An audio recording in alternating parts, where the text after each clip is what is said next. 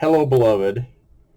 I want to thank you for joining me here on our YouTube channel, Zelltown. And you will see and hear my wonderful wife, Idella, and we'll get her, especially her, and me singing a bit.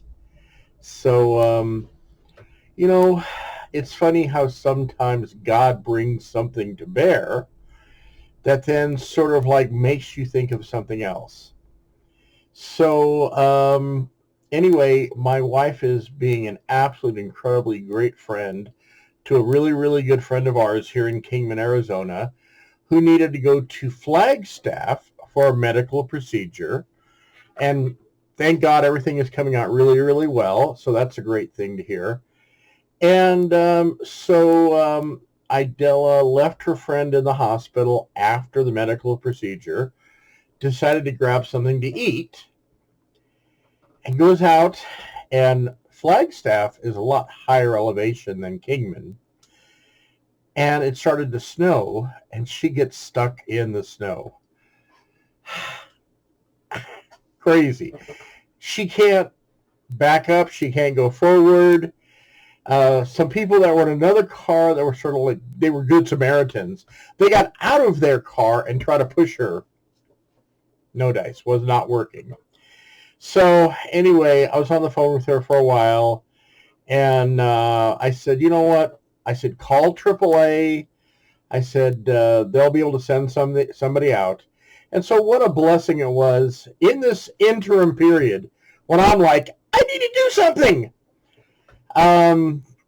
that I was able to call upon brothers and sisters, Christian brothers and sisters, to say, would you pray for Idella because she is stuck in the snow? So if I thanked everyone, we would go a little past the brevity I'm trying to do on these videos. But I really wanted to thank Pastor John at our church here in Journey, as well as Spence Lepper, who really also said, gave me some really good words of encouragement.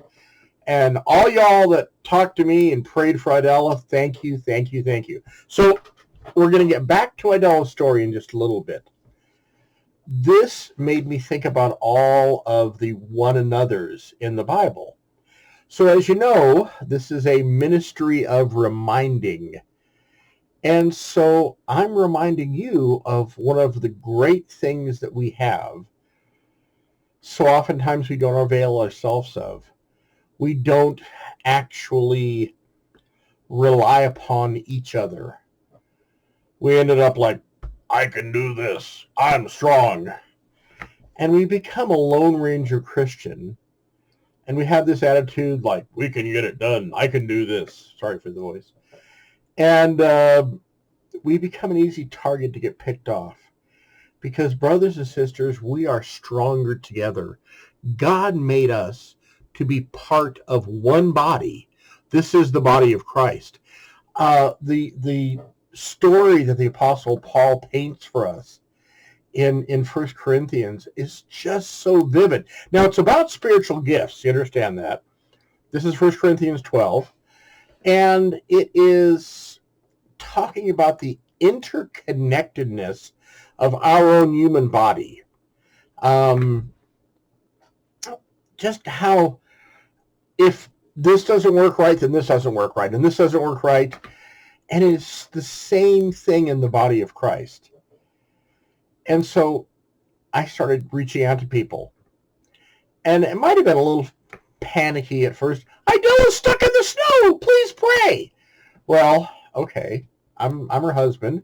I want to go save her. But, hey, that's way too far away. And anyway, so I started reaching out to people, and everybody was like, what's going on? We're praying. Is she okay? What's going on? You know? And so what a blessing it was to be able to call on, I'm thinking more than 20 plus people to say, would you pray for Idella right now? She's okay.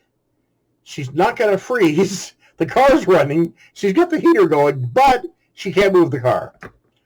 So anyway, maybe think of all the one another's in the Bible. And I'm going to read a few of them for you. There's actually, it occurs 100 times.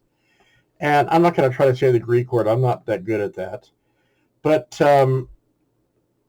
love one another, of course, should be like our overarching command. Oh, by the way, these are commands. These are not just like, well, if it happens, if you maybe get around to it. No, these are commands, beloved. Love one another. Jesus said, a new command I give you, to love one another. So, be devoted to one another in love. Wow, Rod's in Romans. Honor one another above yourselves. That's not easy. We're sort of like, no, I want to honor myself first. Live in harmony with one another. Now, harmony is interesting because it doesn't mean getting someone to agree with you. And I love there's another verse where it says, as long as it depends upon you, live at peace with everyone. Okay. Now, we don't want to cross that road or that line of compromise, but still, build one another up in love. I'm going to come back to that. Be like-minded toward one another, accept one another, admonish one another, greet one another, care for one another, serve one another, bear one another's burdens, and in this way fulfill the law of Christ. Forgive one another. I'm going to come back to that one too. Speak the truth in love, and submit to one another. Consider others better than yourselves. So, forgiving. The lack of forgiveness within the body of Christ is probably the biggest cancer, if I could use that word, that the enemy would just wants to sow discord and unforgiveness. And you know what? I didn't pray beforehand, and I'm going to pray for all y'all right now. Lord Jesus, I ask and pray that as this message goes on, Lord God, that number one, Lord, you would bless the people that are hearing it. Number two, Lord Jesus, that they would understand more and more about who you are and what you expect of them. And Lord, also that they would realize that forgiveness is such a part of who we are as believers in Jesus, that to be in unforgiveness is so un-Christ-like that it's anathema. Anyway, we'll get into that word one of these days. Lord, help those who can't forgive to forgive.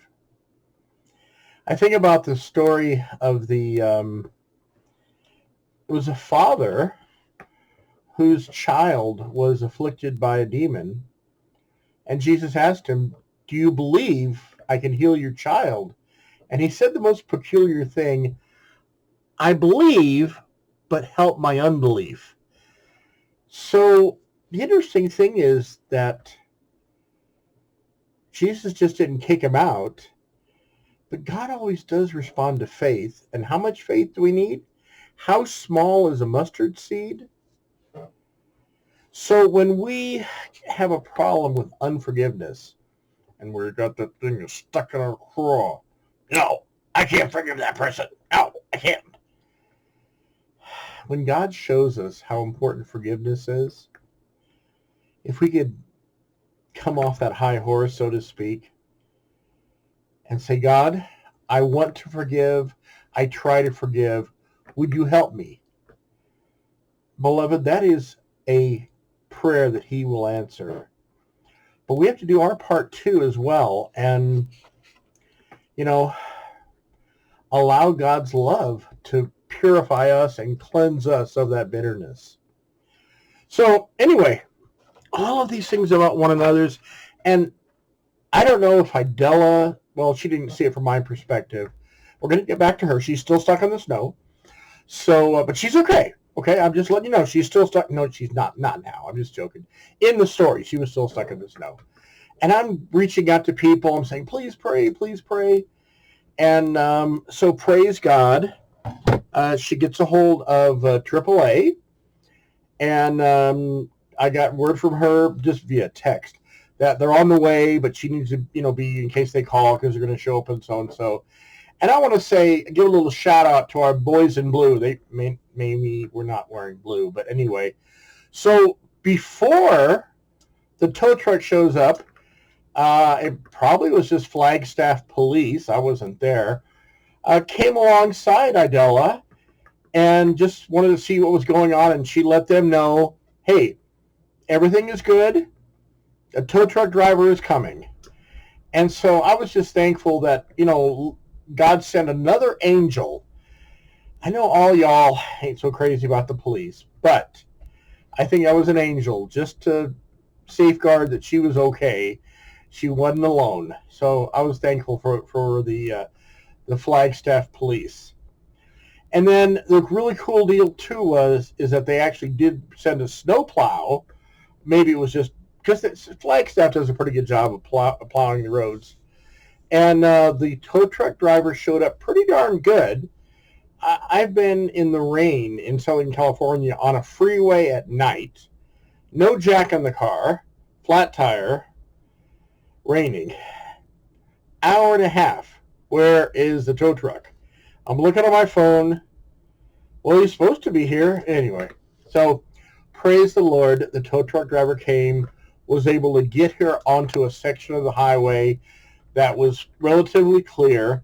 She got back to the place where she's spending the night and is hopefully, even right now, sleeping really, really, really well. So I'm just so thankful for that. But the thing that comes together to me that is the big point here is how much we need one another. And just all y'all that I reached out to, and even those that you saw Idella's post on Facebook and called me and said, is she okay? Yes, she's just fine. So we're thankful. But you see what the principle here is? We need each other. And we need prayer for each other. And so obviously this was through, smartphone, calling, texting, all that kind of good stuff. But I don't know. I hope Idella felt all the prayers that were lifting her up. I could almost hear them because I know I was praying them too. Jesus, watch over Idella. I was saying my sweetheart, but that's okay. I'm her husband. I can say that. Jesus, keep her safe. Jesus, get the tow truck driver there quickly. And God hears those prayers. That's so amazing. How we can, even if we're not in the same state, we can lift each other up. And anyway, I just want to give all praise and glory to God. Anyway, I love y'all. You take care. Until tomorrow, I will be doing another video. And my wonderful wife, Idella, will be home. Amen.